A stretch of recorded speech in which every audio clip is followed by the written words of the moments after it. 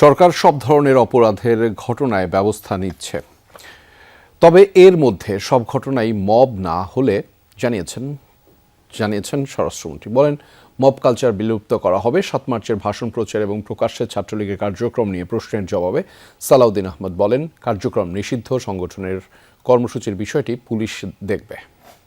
Optical ব্রাইটেনার, colour guard এবং dirt lock সমৃদ্ধ advance ফর্মুলায় এলো নতুন রে ডিটারজেন্ট পাউডার। 7 মার্চে বঙ্গবন্ধুর ভাষণ বাজানো ও 32 নম্বরে ফুল দেয়ায় বেশ কয়েকজনকে আটক করা হয়েছিল।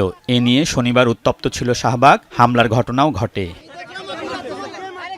এ বিষয়ে প্রশ্ন করা হলে জবাব দেন স্বরাষ্ট্রমন্ত্রী। যাদের রাজনৈতিক কার্যক্রম বিধিনিষেধ আছে সন্ত্রাস বিরোধী আইনের অধীনে, তারা বিভিন্ন সময় বিভিন্ন রাজনৈতিক কর্মসূচি পালনের জন্য ঘোষণা দিয়ে থাকে, তবে দৃশ্যমান কিছু তো দেখি না।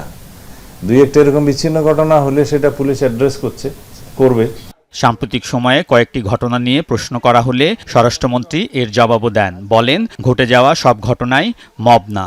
মব এক জিনিস আর কিছু কিছু ক্রাইম, স্পট ক্রাইম এক জিনিস। সমস্ত বিষয়গুলোকে মবের সাথে তুলনা করলে হবে না।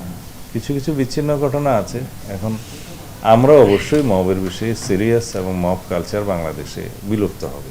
এর আগে স্বাধীনতা দিবস ও ঈদযাত্রা নিয়ে আইন শৃঙ্খলা সংক্রান্ত বৈঠক করেন স্বরাষ্ট্রমন্ত্রী। সেখানে ঈদযাত্রা নির্বিঘ্ন করার জন্য নির্দেশ দেওয়া হয় আইন শৃঙ্খলা বাহিনীকে।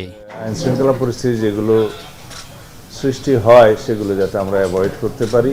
আলমগীর স্বপন, যমুনা নিউজ, ঢাকা।